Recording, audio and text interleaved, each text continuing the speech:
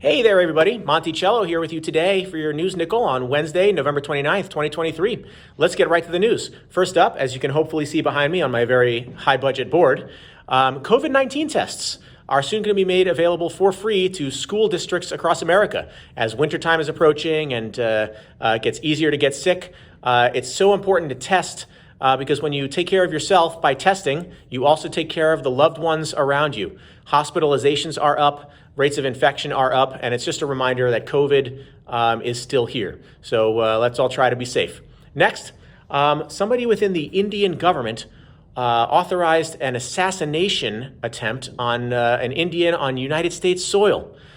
This follows similar allegations of a possible assassination on Canadian soil. It's not yet clear how this will damage or affect the relationship between the United States and India, but it is something to keep an eye on.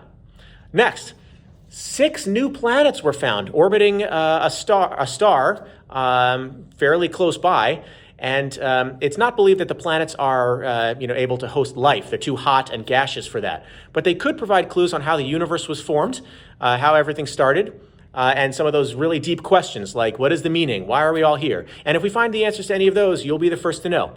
But it's pretty cool space stuff. I love space. I try to give you space news when it shows up.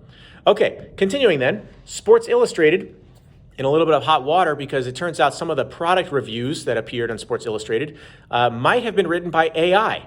So I know Sports Illustrated goes by SI, but maybe it's more appropriate to change it to AI for the time being. And it's just another example of society as a whole trying to figure out what is responsible use of AI. When is it okay? When is it not okay to use, ChatGPT and some of these other things to produce content?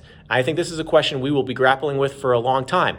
And lastly, ending on a kind of a humorous note, although sad depending on how you look at it, there is a moose that is kind of lost. It's been wandering around southern Minnesota and South Dakota for a while when it's supposed to be hundreds of miles farther north. Now, it has been making its way farther north, and the moose has attracted quite a following on Facebook, people tracking it, because it's not been in its normal habitat. Residents of southern Minnesota have been eagerly following its journey and rooting it on as it heads north. I wonder, does this moose feel free? Do you think it's going through the meadows and the forest going, the hills are alive, with the sound of music? No? Or maybe it doesn't want to be followed on Facebook. Maybe it needs to wear a disguise like a mustache.